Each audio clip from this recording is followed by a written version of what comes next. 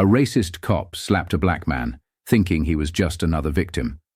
But when that nobody pulled out an FBI badge, the officer's world shattered in an instant. What happened next left the entire force in fear. The afternoon sun burned hot over the city streets, casting long shadows as Officer Ryan Carter adjusted his badge. He wasn't just any cop. He was the kind who believed he ran this town. The kind who got away with things others couldn't. The kind who saw himself as untouchable. So when he spotted a black man walking alone near the corner store, something in him twitched. He didn't know why, but he didn't like it. Maybe it was the confidence in the man's stride. Maybe it was the way he wasn't afraid. Or maybe it was just because Ryan Carter had been taught, by the system, by the force, by the streets, that some people needed to be put in their place. He stepped forward, hand already itching at his holster. "Hey!" His voice was sharp, demanding. "Where do you think you're going?" The man stopped. Slowly he turned to face Carter. He was tall, broad-shouldered, dressed in a clean button-down with a quiet power about him. There was no fear in his eyes, no hesitation in his movements. And that infuriated Carter. "I asked you a question," Carter barked, stepping closer. "What's your business here?" The man exhaled, calm. "I don't think that's any of your concern, officer." Wrong answer. Carter felt the anger rise in his chest like a fire. His fingers curled into a fist before his mind could catch up. And then, crack! The slap echoed through the street. The force of it snapped the man's head to the side, but he didn't stumble. He didn't fall. He just stood there, motionless, as if absorbing the weight of a history that had played out like this too many times before. A small smirk tugged at Carter's lips. That's what he expected. That's how it always went. But then, something changed. The man straightened his jaw, turned his head back, and locked eyes with Carter. The air between them shifted. There was no anger in his expression, no sign of retaliation. Just a slow, deliberate movement as he reached into his pocket. Carter's hand shot to his holster. "Ready. Don't move," he warned, his voice edged with a mix of power and panic. But the man didn't pull out a weapon. Instead, he pulled out a badge, a golden emblem, glinting in the sunlight, carrying 3 letters that made Carter's heart stop. FBI. Carter's smirk vanished. His breath caught.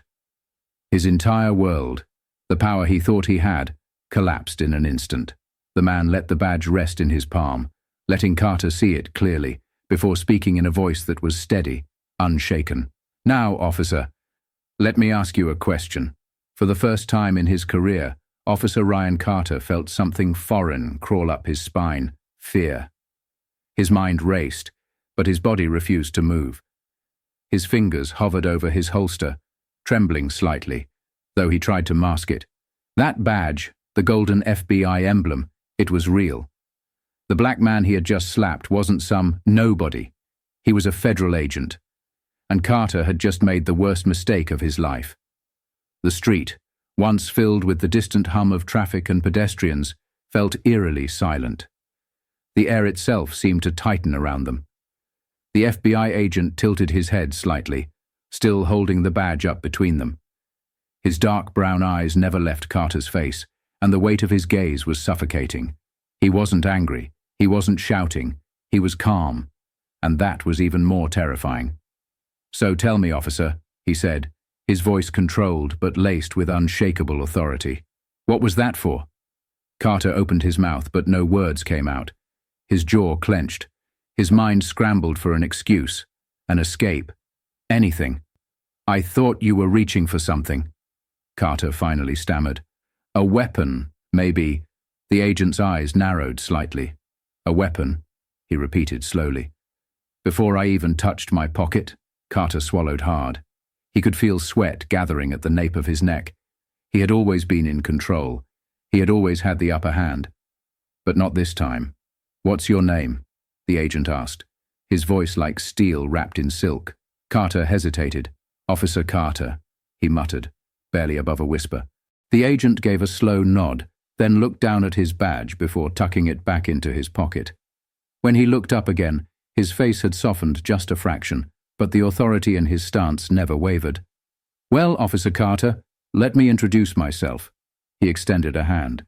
"Special Agent Michael Davis, Federal Bureau of Investigation." Carter stared at the hand, his pulse pounding in his ears. Shaking him felt like shaking hands with his own destruction. When he didn't move, Agent Davis pulled his hand back with a small nod, as if he had expected that reaction. "You see, Carter," Davis continued, taking a step closer, "I know exactly who you are." Carter's breath hitched. "You have a history, don't you?" Davis continued, his voice quieter now, almost conversational, but it carried an unbearable weight. Complaints, excessive force, racial profiling, all swept under the rug. Carter's face burned. His fists clenched at his sides. "But today," Davis said, taking another slow step forward, "today there's no rug big enough to hide what you just did." Carter's eyes darted around, suddenly aware of the people watching. A few pedestrians had stopped, whispering, recording on their phones. The same arrogance that had driven Carter moments ago now felt like a cage closing in. "Listen," he finally said, his voice tight, desperate. "Let's be reasonable here. This was a misunderstanding." Davis let out a quiet chuckle, shaking his head. "Oh, now you want to be reasonable?" Carter could feel the situation slipping, spiraling out of his control. His badge, his uniform, none of it mattered anymore. He had assaulted a federal agent. There would be consequences. Big ones. Davis took a deep breath, then reached into his pocket again, this time pulling out his phone. He tapped the screen a few times, then held it up to his ear. Carter's stomach dropped. Davis said into the phone, his voice steady. "This is Special Agent Michael Davis. I need internal affairs at my location. Immediately." Carter felt his knees go weak. He could already hear the sirens in the distance. The sirens grew louder, their wails slicing through the thick tension in the air. Officer Ryan Carter stood frozen, his once confident stance now riddled with panic. His mind screamed at him to do something, to find a way out. But there was no escape. This wasn't just another complaint to brush under the rug. This wasn't just another black man to intimidate. This was a federal case now. Special Agent Michael Davis remained still, his expression unreadable, phone still pressed to his ear. Carter's breathing turned shallow as he watched Davis nod slightly before speaking again. "Yes, I'll be filing an official report." A pause. "I want everything documented." Carter's mouth felt dry. His pulse hammered so loudly in his ears that he barely registered the sounds of approaching squad cars screeching to a halt. Red and blue lights flashed against the buildings, reflecting off Carter's badge, the same badge that had always protected him. But today, it felt like a noose tightening around his neck. Several officers stepped out, their faces shifting from confusion to shock as they took in the scene, their fellow officer standing stiff, sweat forming at his temples. A composed yet firm black man in civilian clothing, clearly unfazed. Bystanders clutching their phones, capturing every single moment. And then came the final blow. A black SUV pulled up behind the squad cars, and out stepped two men in crisp suits. Internal affairs. Carter's stomach twisted. He knew them. Everyone on the force did. They were the ones who came when things went too far.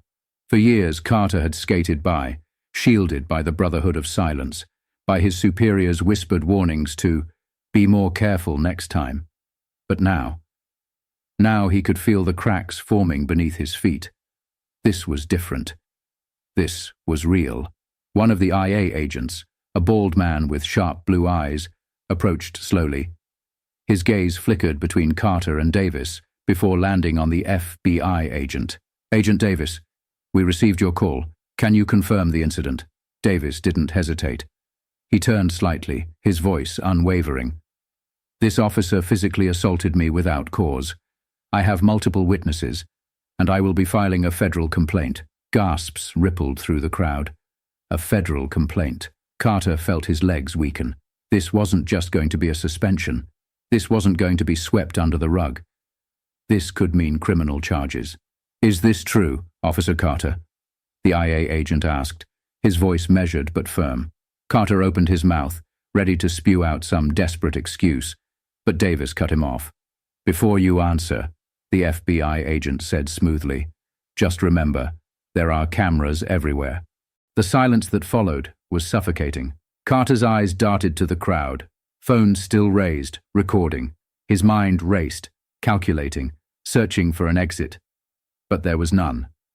For the first time in his life, he wasn't in control. One of the IA agents pulled out a small notepad. "We'll need you to turn over your body cam footage, Officer Carter." His heart stopped. His body cam. It had caught everything. The slap, the smirk. The moment he realized who he had hit. Carter felt like he was drowning, gasping for a lifeline that wasn't there. The IA agent's voice came again, firm and final. "Officer Carter, place your weapon and badge on the hood of the vehicle. Effective immediately. You are suspended pending an investigation." The words hit like a bullet. Carter's hands trembled as he unlatched his holster. The weight of his gun suddenly felt unbearable. Slowly, he placed it on the hood of the squad car, his badge following right after. He had spent years believing he was untouchable, that his uniform gave him power, protection. But now, he was just another man stripped of everything he thought made him invincible. Agent Davis took one last step forward, lowering his voice so only Carter could hear. "Power doesn't make you untouchable." Davis's eyes burned with quiet intensity. "Justice does." Carter couldn't even meet his gaze. As the IA agents gestured for him to step aside, the once feared officer, who had terrorized so many with his authority, was now the one being led away. The crowd murmured, and some even clapped. And for the first time in a long time, something shifted in that city. As Officer Ryan Carter was led away, his mind spiraled into chaos. The murmurs from the crowd felt deafening, each whisper slicing into his pride like a blade. He had been feared, respected, untouchable. But now he was nothing but a disgraced officer under investigation. His feet felt like lead as he walked toward the unmarked internal affairs car. The SUV's door swung open, but before he could step in, one of the IA agents, Agent Thompson, gripped his arm firmly. "You understand the severity of this, right?" Thompson's voice was low, cold. Carter clenched his jaw but said nothing. He could feel every pair of eyes on him. Behind him, Special Agent Michael Davis remained standing, arms crossed, watching without an ounce of sympathy. Carter turned slightly, as if to plead, but Davis spoke first. "How many times have you done this, Carter?" His voice was calm, but laced with quiet fury. "How many times have you used your badge to intimidate, to abuse?" Carter's mouth went dry. He could lie, but what was the point? His entire career was unraveling before his eyes. A familiar voice suddenly cut through the air. "You deserve this." Carter turned to see an older black man in the crowd, his arms crossed tightly. His eyes, filled with years of pain and resentment, bored into him like daggers. "You pulled me over last year for no reason," the man continued, stepping forward slightly. "Had me sitting on the curb like a criminal in front of my kids. You laughed when I begged you to let me go." A murmur ran through the crowd.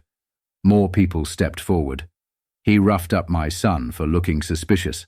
He arrested my brother over nothing. We filed complaints. Nothing ever happened." Carter's face burned red as the weight of his past came crashing down all at once. For years, he had operated without consequences. He had assumed people would forget, that no one would fight back. But now, the voices of his victims had become a chorus of reckoning. Davis exhaled slowly, then stepped toward Carter. "You've built your career on fear," he said, voice steady. "But fear only works when people stay silent. And today?" Davis glanced around at the growing crowd, at the flashing cameras, at the IA agent standing beside him. "Nobody is silent anymore." Carter felt his last thread of control snap. Everything was over. The IA agent at his side tightened his grip. "Let's go, Carter." Without another word, the disgraced officer was shoved into the back of the SUV, the door slamming behind him. The sirens blared one last time as the car pulled away, taking Carter toward the consequences he had always managed to escape. But not this time. Not anymore. As the crowd slowly dispersed, Special Agent Davis remained standing in place, watching the car disappear down the street. Justice wasn't always swift. But today, justice had finally arrived. The ride to Internal Affairs headquarters was suffocatingly silent.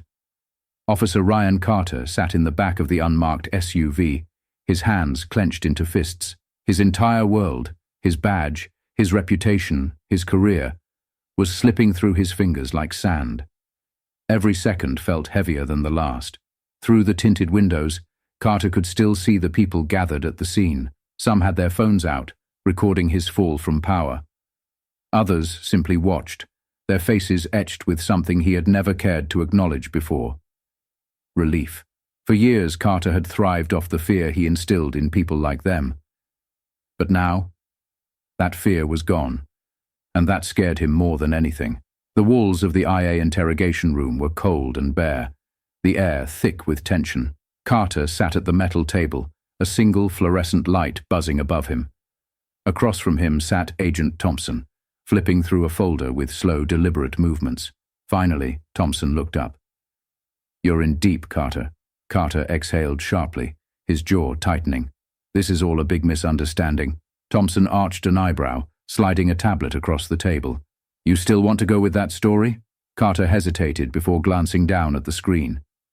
His body cam footage was playing. The slap, the smirk, the way he had squared his shoulders, expecting the man he struck to cower. Carter swallowed hard. There was no escaping this. Not this time. Thompson leaned forward, lacing his fingers together. "This isn't just about today. Do you know how many complaints have been filed against you?" Carter stayed silent. Thompson smirked. 47. Carter's stomach twisted.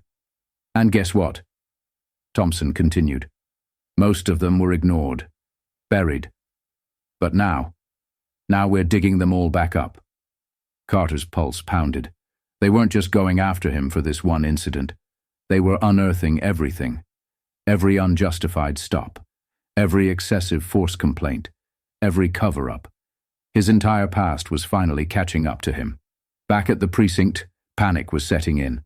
Officer after officer had seen the viral footage by now. Some whispered nervously in corners. Others anxiously checked their own records, wondering if they were next. Because if Carter was going down, who else would fall with him? Captain Reynolds, a hardened man with over 2 decades on the force, paced his office. His phone was ringing non-stop. News stations, the mayor's office, even the Department of Justice. The entire department was under fire. And then came the call he dreaded most. He hesitated before answering. "This is Reynolds." A deep, authoritative voice came through the line. "Captain Reynolds, this is Special Agent Michael Davis. We need to talk." Reynolds exhaled slowly. He had a bad feeling about this. Carter sat motionless as Thompson continued. "Here's the reality, Carter. The FBI is officially involved now, and that means this is bigger than just you." Carter's fingers twitched. "What do you mean?" Thompson smirked. "We're looking at your entire department, your history, your partners, your superiors." He leaned in slightly. "And we both know you weren't the only one." Carter's breath hitched. Thompson's eyes gleamed. "So here's the deal. You can go down alone, or you can start talking." Carter's heart pounded. They wanted names. For the first time in his life, he was the one being squeezed for information. And deep down, he knew. This was only the beginning. Ryan Carter sat stiffly in the interrogation room, sweat forming at his temples. His once unshakable arrogance had dissolved into a hollow silence. Across from him, Agent Thompson watched him closely, his fingers tapping rhythmically on the table, waiting. "We both know you weren't the only one." The words hung in the air like a noose around Carter's neck. For years, he had been protected by the Brotherhood of Silence. His fellow officers had covered for him, just as he had covered for them. But now, with the weight of federal charges looming, that loyalty was starting to crack. Carter shifted in his seat. His options were clear. Stay quiet, take the fall, and let the department pretend he was just one bad apple. Start talking, exposing the system, and just maybe, save himself. His entire life was built on the idea that the badge made him powerful. But today, the badge meant nothing. Thompson leaned forward. Tick-tock, Carter. The longer you wait, the worse this gets. Carter's mouth felt dry. What happens if I cooperate? He muttered. Thompson smirked. Now we're talking. Special Agent Michael Davis watched the live interrogation feed from an observation room. His arms were crossed, his face unreadable. But deep inside, satisfaction burned in his chest.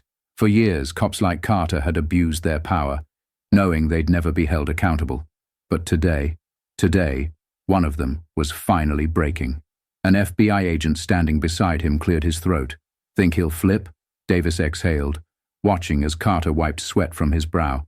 He doesn't have a choice. And he was right. Carter licked his lips, his walls crumbling under the pressure. He wasn't ready to go to prison. Not with the people he had spent years terrorizing. His voice was barely above a whisper when he finally spoke. All right. What do you want to know? Thompson didn't blink. Everything. Carter swallowed hard. His hands trembled as he rubbed his forehead. It's not just me. There's a system in place, a way things are handled. Off the record. Thompson nodded, his pen gliding across the paper. Carter inhaled sharply before saying a name. Then another, and another. One by one he unraveled the secret world of corruption within the department. The officers who planted evidence, the ones who falsified reports, the ones who took bribes to keep cases buried. By the time he was done, Thompson had filled 3 pages. Carter leaned back in his chair, exhausted, his chest rising and falling rapidly. He had just burned every bridge he had ever built. Thompson smiled. Now we're getting somewhere. Within hours, search warrants were issued. Internal Affairs raided lockers, desks, and computer systems. FBI agents seized files that had been buried for years. Phones rang off the hook as officers scrambled to figure out who had talked. And then came the biggest moment. Carter, still in cuffs, was escorted through the precinct he had once ruled. Every officer who once stood beside him now avoided his gaze. One, a sergeant, muttered under his breath as Carter passed. Snitch. Carter didn't respond. Because deep down, he knew he was already a dead man walking. But it didn't matter. The truth was out now. And nothing would ever be the same again. The fallout was swift and brutal. Within 24 hours, Internal Affairs and the FBI launched a full-scale operation against the department. Officers who had spent years believing they were untouchable suddenly found themselves on the other side of an investigation. Arrests were made. Desks were emptied. The once powerful brotherhood of corrupt cops was crumbling. News stations ran breaking reports non-stop. The headlines were everywhere. Widespread corruption uncovered in local police department. Federal investigation leads to arrests of high-ranking officers. Racist cop turns informant. Exposes systemic abuse. The community that had once feared the police now watched in disbelief as those same officers were led away in handcuffs. Real justice was finally happening. But while the world focused on the department's collapse, inside the precinct, tensions were at a boiling point.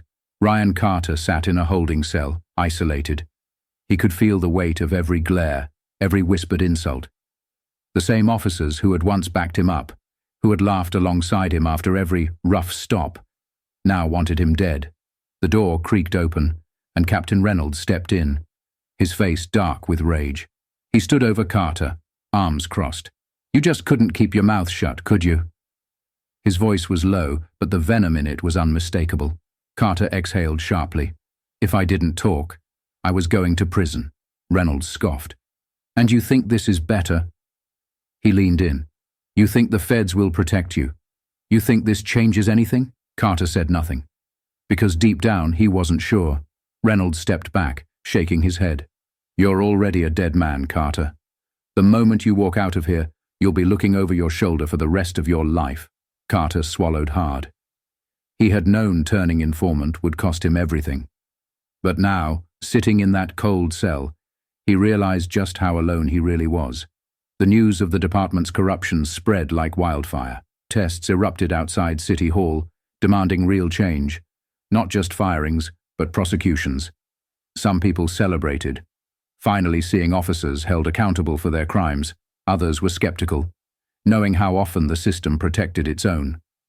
And some officers, The ones who weren't part of the corruption but had stayed silent for too long now faced a choice.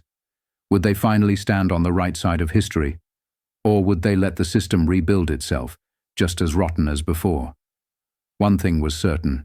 This wasn't over. Not yet. Michael Davis stood in the FBI office, reviewing the files Carter had provided. The evidence was damning. Years of abuse, cover-ups, and systemic corruption that went far beyond Carter himself. A younger agent approached him. "We have enough to take this further. We could bring down even bigger players."